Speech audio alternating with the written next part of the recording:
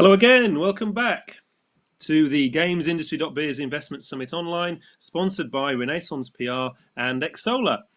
This next session features a company, Unit 2 Games, that created Crayta for Google Stadia, and also a company that secured $5 million investment from Makers Fund as a result of attending the investment summit. So, you know, it does work.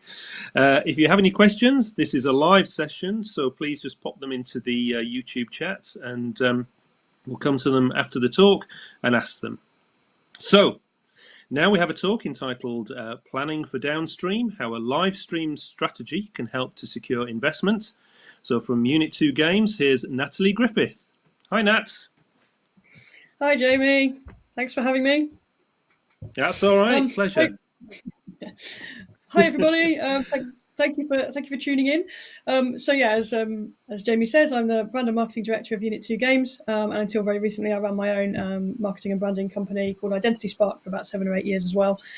So what I'm going to do today is try and connect something that seems like a purely sort of PR exercise, kind of live streaming your game to a community, and connecting that with the business development exercise of securing investment, because there's a lot more overlap there than I think a lot of people might think. So the most important thing I think at the beginning is that investment equals confidence, really. Anybody that's going to invest in your business or in your game, whether that's kind of like high-level equity investment with like a VC or an angel investor, through to publishing partners, hardware manufacturers, crowdfunding even, or even down to the kind of player side who are investing time and some of their money into your game as well. It all comes down to confidence. It comes down to the confidence in what it is that you're creating, and your ability to pull it together, and the confidence that you're actually going to be able to do that for the long haul and bring something of value to whoever is investing their time or money into you. So one of the ways to build that confidence, you can't just do it out of nowhere. It doesn't matter how brilliant your kind of investor pitch decks are. Having some kind of real world context and real world sort of evidence that shows that people outside your business are also excited about what you're doing is absolutely critical. So the best way to do that is to show it to the players. Now, that's not always as easy as it can be, particularly at the moment. But doing that is a really, really important thing to do in terms of building your brand, but also in terms of securing investment. So how can you get it in front of people? Well, okay, some of these aren't so easy at the moment. So kind of real world events, going to things like EGX, having your game on show and having real people play it in the real world. Hopefully we'll get back to that point eventually, but it's obviously not something that's very easy to do at the moment. Demos are great, but not everybody has the resources or the time or the money to create standalone demos. They're not that easy to create, so it might not be something that's possible for you to do. Influencers and press, obviously, you know, this isn't a PR talk. This is specifically about live streaming. There's lots of positive stuff you can do on that front, and you should reach out to Renaissance as a first port of call, as one of the sponsors today, because they'll be able to help you with that. But also, not everybody, again, has the time or the budget or the connections or whatever to be able to do that. But one of the things that's completely in your control is the content that you put out. So whether that's it's a Facebook page or it's your Discord channel or Instagram or whatever it is, the content that you control and that you push out there is often the most powerful that you can get out. And the most powerful of those, I'd argue at the minute, is live streaming. It's one of the kind of obviously primary sort of content consumption trends, particularly amongst the demographics of people that we'll be talking to as game developers. And it's a really great way to reach out to people quickly. But why bother with that? Let's dig into kind of what it is that makes it a powerful thing to do. So, Nat, sorry to interrupt. We can't see your screen at the moment. Would you mind sharing it? Yeah. Yes. Thought it was sharing, but let me try that again. Green's here, so.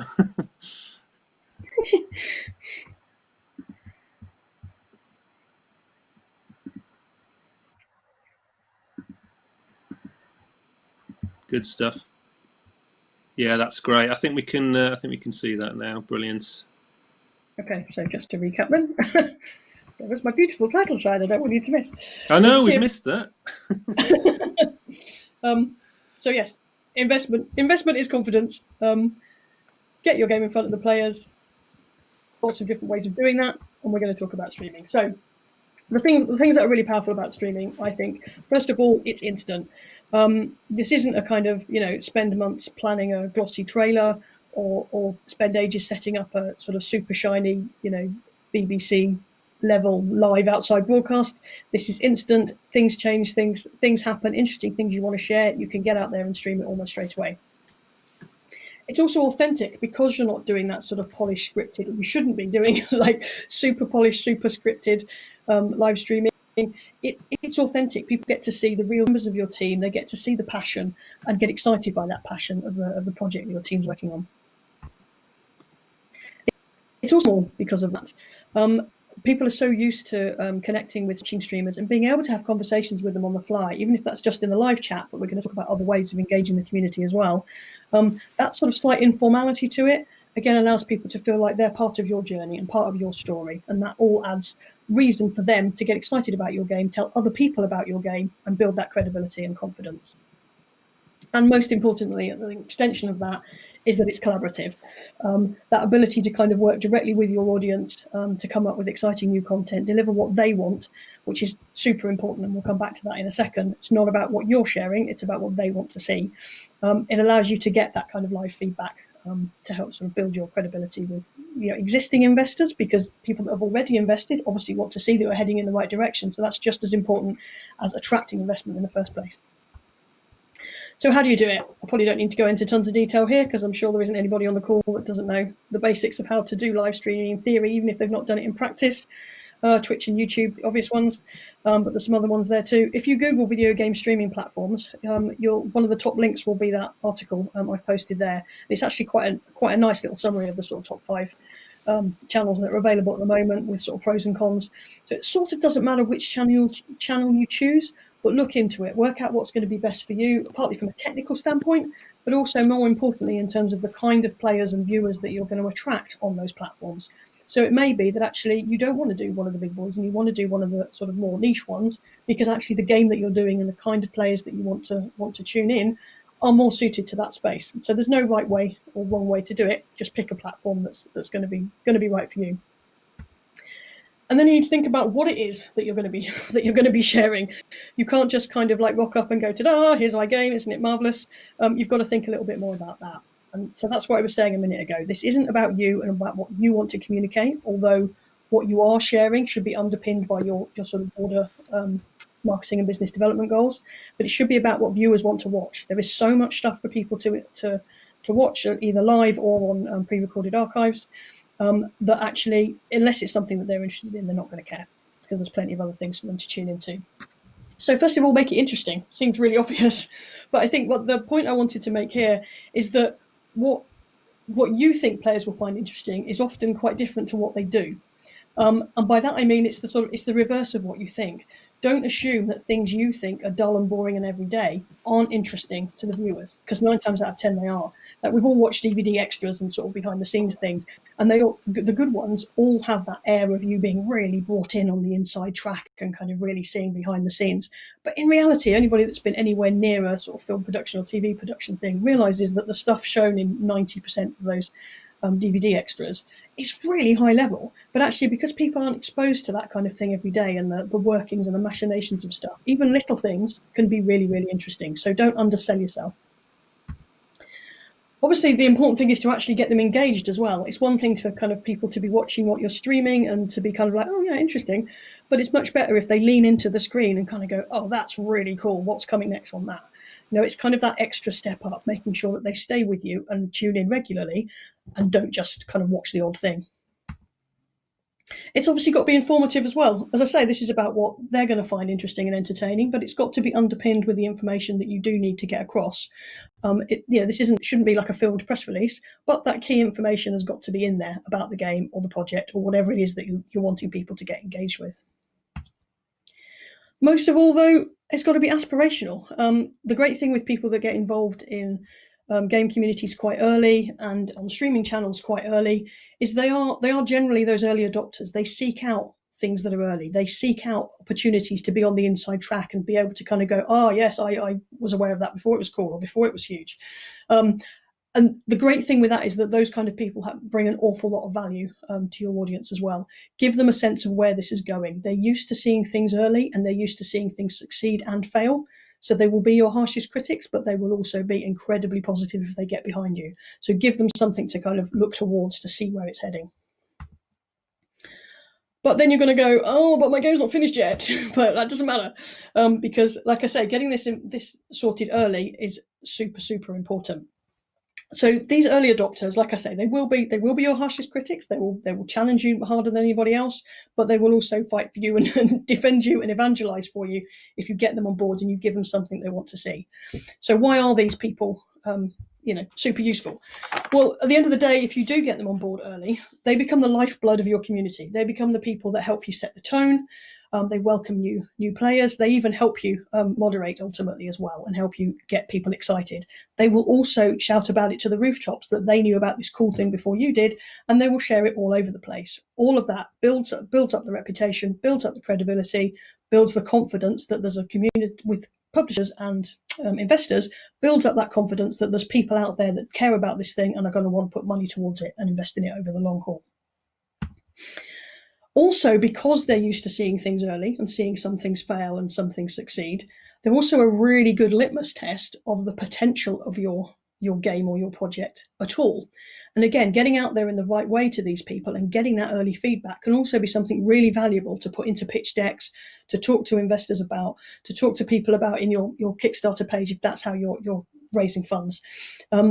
They're people that kind of generally know what they're talking about. It's very easy to criticize like people on the internet, but generally these kind of people that get involved in games early, they can be a really, really good test of whether you're heading in the right direction.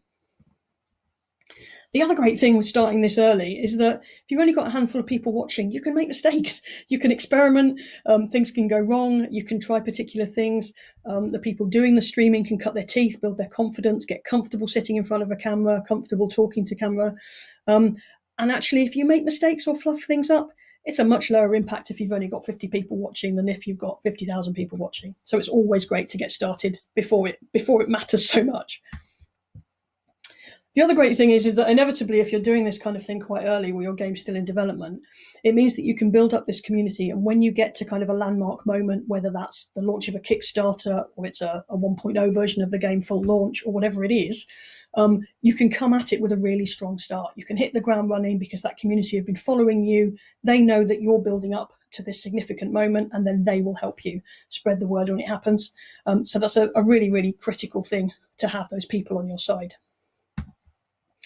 But even if none of that was true, it still builds up a really incredibly useful archive of footage and information and background and stuff to do with your game that anybody that joins you at any point in the future can check out, learn a bit more, get a sense of what your community's like, and decide whether it's for them or not. So it's incredibly useful only for that reason.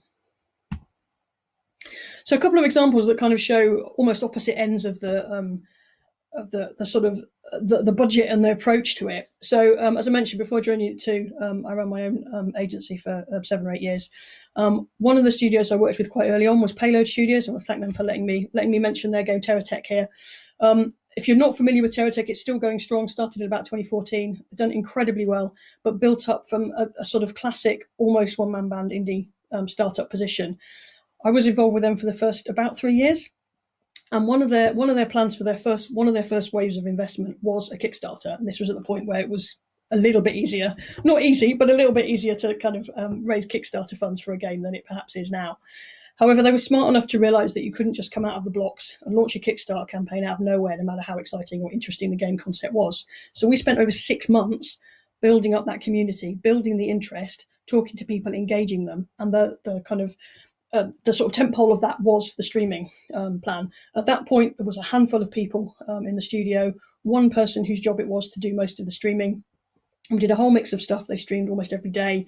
They came up with all kinds of different ideas of things to talk about and ways to engage the community. And as soon as the demo was available, we actually got people kind of creating things and joining in and having competitions. And it meant when the Kickstarter landed, so this was our sort of solid start moment. When the Kickstarter landed, we had an incredibly strong first 48 hours, which is critical with any Kickstarter. You have to get the momentum going at the beginning, otherwise you're not going to hit your target. And so we were able to have that strong momentum, which meant that we stayed pretty visible near the top of the charts all the way through the 30-day campaign on Kickstarter in terms of the kind of most active, most popular projects. So we hit the target a couple of days before the end of the campaign. Sky Saga, which kind of got started for me probably about 2015. This was a much bigger scale, really well-funded project, funded by South Korean publisher Smilegate, and developed by UK developer Radiant Worlds. This was a much bigger scale, sort of creative sandbox meets MMORPG type affair, and we had a team of 6 or 7 people that were handling community and video and streaming and all of that kind of area. So we were able to stream 4 days a week on different channels. We were using Twitch, we were using YouTube, we were doing Facebook Lives, we were doing it at different times of the day to hit different parts of the globe because everybody was playing the closed alpha. We were also able to kind of target different types of content depending on the nature of the people that were in each of those channels, because people on Facebook were much less invested in the game at that point than people that were joining us via Twitch, for instance. But again, incredibly powerful, so that whenever we had a sort of a key beat moment to release, there was a lot of people there waiting for it, excited, anticipatory, and kind of helping to build the reputation of this as a project people wanted to be involved with. So coming on to Crayta, which is kind of my main thing now. As I say, I've joined Unit 2 very recently, full time, but I've been working with them for about 3 years, almost since the beginning of their project on Crayta. If you're not familiar with it, I was hoping to show a trailer video at this point, but we've had kind of like connection trailer problems. But it's a collaborative and accessible game creation platform. So it's basically a really exciting way to democratize game development for anybody to get involved with. It's been going for about 3 years. The great thing with streaming, so we're exclusive to Google Stadia now, but in the early days we started off on PC, and we were able to experiment with different streaming formats, experiment with different platforms, use our kind of small but passionate community to start giving us some feedback on what was working, what wasn't, what they liked about the game, where it was heading, and all of that is stuff that could then feed into our later conversations about, to help us secure investment, to show that there was potential and excitement out there for it. Excuse me, and as Jamie said, it was a year ago this event that we announced our $5 million investment from Makers Fund, which is just part of the investment Unit 2 has managed to raise. And it was a year before that, at the pre-investment summit, that the biz dev team had the first meetings with Makers Fund. These things take time. If you're going for that scale of investment with a big player, there's a lot of due diligence. There's a lot of things to talk about and show. And if in the background of that, you're quietly building up a community that are passionate about it, all of that adds enormous credibility and confidence to any conversations you're having with investors. So the kind of next main stage, we announced our Google Stadia deal at the end of April and launched the game at the beginning of July. But from about the early spring, just as the point we all went into lockdown, unfortunately, we had a really detailed pre-launch campaign strategy together. We realized there was an awful lot of stuff we had to show. As I say, this is a game aimed at people that want to create and people that want to play, but also people that want to do both. So there's a lot of things we need to get across, a lot of exciting USPs, but we need to be careful how we do that so we don't bombard people with all the information. So we came up with a really detailed strategy of kind of the order that we would reveal things, the type of information we wanted to get across. And the start point for streaming is having a really predictable, regular schedule. So for us, it's been 2 days. We've changed what those days have been as different stages have evolved, and also in the current climate to kind of fit in with people's home lives, because people are streaming from kitchens and bedrooms and things at the moment. But giving people a predictable time and day so they know wherever they are in the world, they know what point our streams are going to be running, what days they're running, and also a sense of what we're going to be doing on each of those days. So not only do we communicate that day what the stream is going to be, but we also try to keep to a pattern whereby Tuesdays, for instance, are a particular type of content and Fridays are another type of content. So people can gauge what's most relevant for them so that when they do turn up, they're more likely to be interested and engaged and more likely to be excited about what they see. So in that, we've woven in and around that kind of regular schedule, we then have sort of event streams for kind of key beats. So that might have been earlier on, and it might have been our launch date announcement stream, for instance, or the day we went live. There's examples of some of the recent ones on there. So last week we did a week before we did a stream revealing our latest big update with a whole load of new assets and new content. We did a special stream to launch our Summer Game Jam a couple of weeks ago. We have a monthly prize fund, so we do a special event stream where we get to showcase the winners, and we have one of the winners on talking to us about the game they made. So it's kind of combining that predictability, so people know what they're going to be getting, but then also dropping surprises on them around the key beats of the things that you want to talk about. So say for us, a mix of creation and play is really important. So one of the things we focused on a lot is things like tutorials and masterclasses. So while this is more accessible, we think, than almost any game creation platform there's been so far, still going to be people that need to learn what they're doing. So we need to kind of understand how to use the tools and how to get the most out of them. So some examples there, we've got some kind of Lua coding, tutoring people to make the most of our templates and packages. On the right-hand side there, there's one of our tutorials from an external person who is a university lecturer who helps us with a lot of programming tutorials as videos and as live streams. That particular one is about lighting techniques, and it can be all sorts of things, from kind of principles of game creation right through to kind of the very specific technical. But one thing we've done to shake that up a little bit is not just having tutorial videos or having a stream where people drop in and there's stuff being shown off. We've actually kind of made it a little bit more exclusive to engage the really, really passionate people in the community. So a few times we've had we've offered the opportunity for 10 people to sign up for free Eventbrite like tickets to attend these sort of group training sessions, group teaching sessions within the game. So they can all join within Stadia in the same world. Andy can take them through what he's teaching and take them through the lesson of that particular occasion. And then at the same time, we live stream it. So you've got that exclusivity of the people in the community that are having one-on-one conversations with him. You've got the live experience of everybody else tuning in. And then you've got archive of a tutorial that's a really useful set of information that anybody can pick up afterwards. So you're getting sort of a much bigger bang for buck there by using essentially the same thing in 3 different ways. The other thing you need to think of is about getting creative and not just kind of doing, okay, let's show off the latest, whatever feature. Is thinking around it a little bit so that people kind of have more interesting things to see. So the bottom left there, as I said, we went into lockdown as our kind of pre-launch campaign kicked off.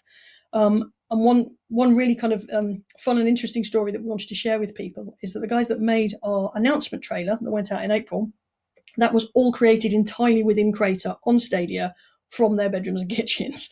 And so not only is that a really fun, interesting story, we kind of thought, well, if we do that in a director's commentary type style, not only are we providing different types of streaming content, so the guys got online and they played little snippets from the trailer, and then they showed how they recreated them within the game.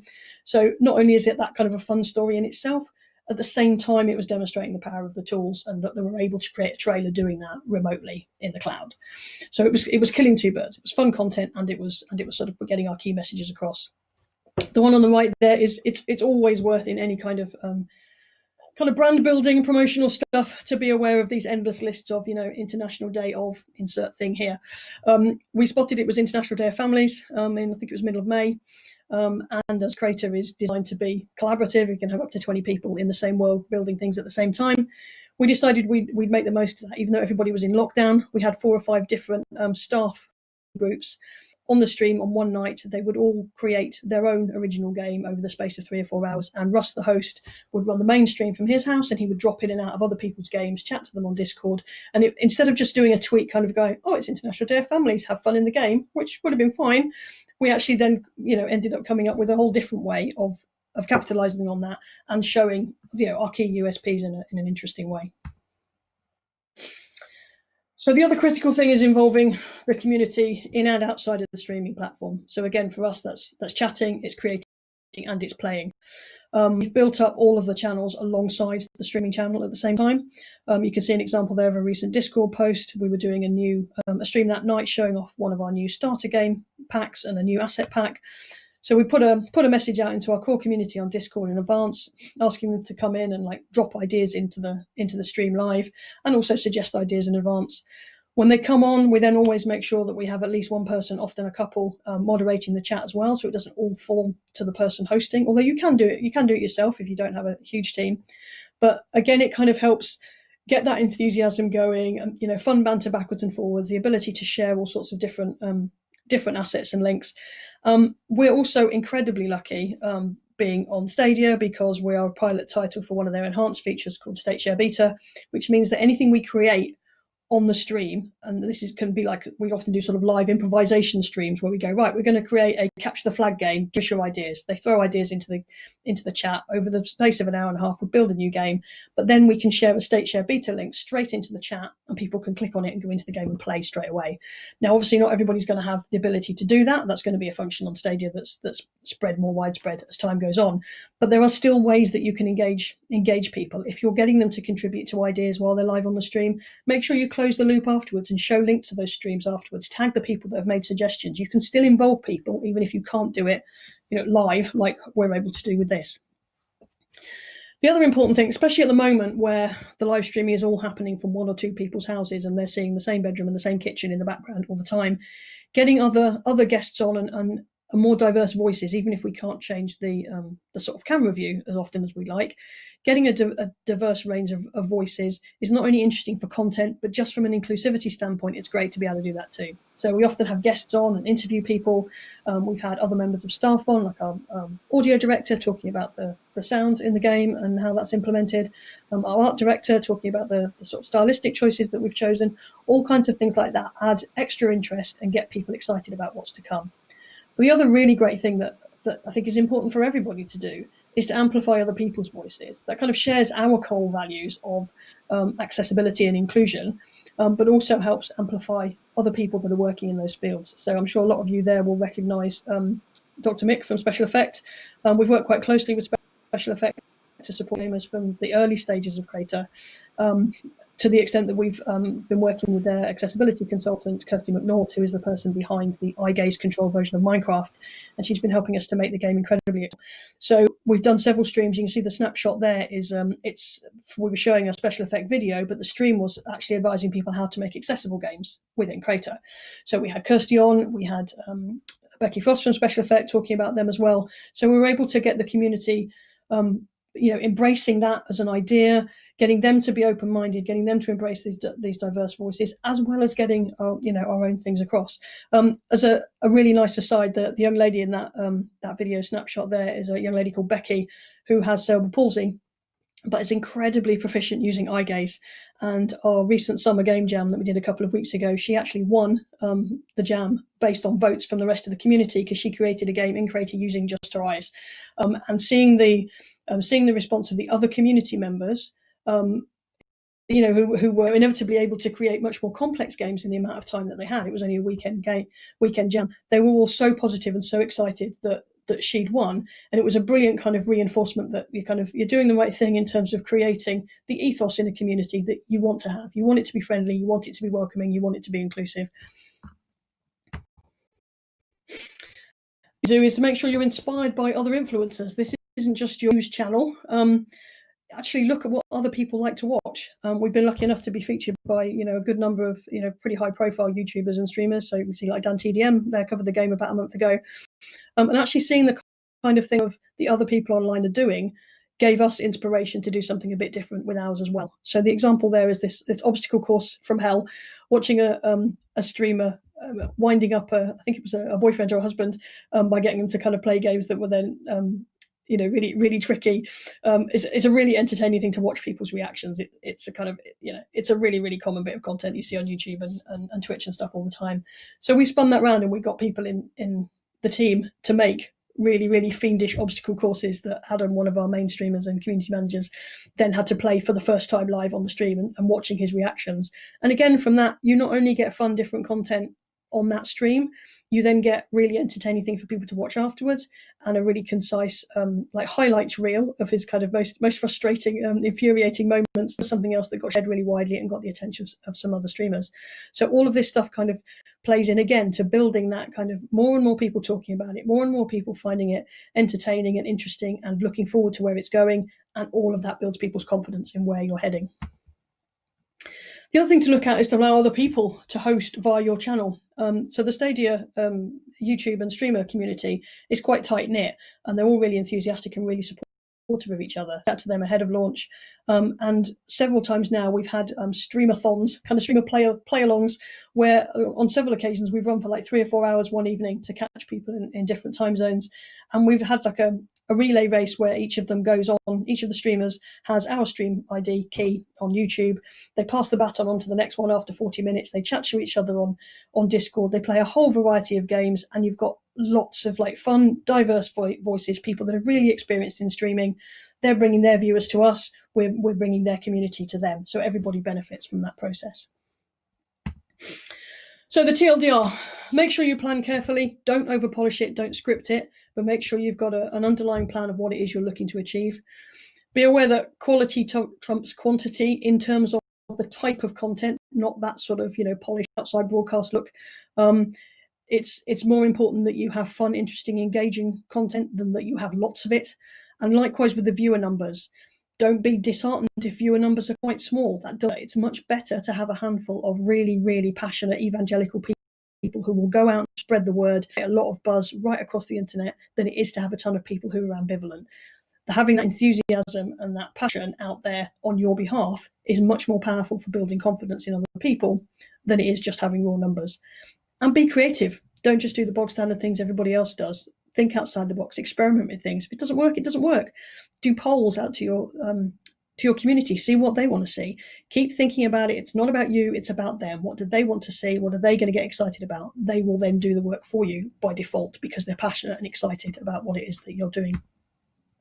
So yeah, coming back to that original point, investment equals confidence. So a strong community builds confidence, but that also builds your community. So not only is this helping to build confidence and position you well for people to be interested in investing in you in whatever way and to whatever level, but it also builds the community that will help your game thrive over the long term as well. So that's why these two kind of areas, while it seems like it's a silo of PR and business development, they're really, really interlinked.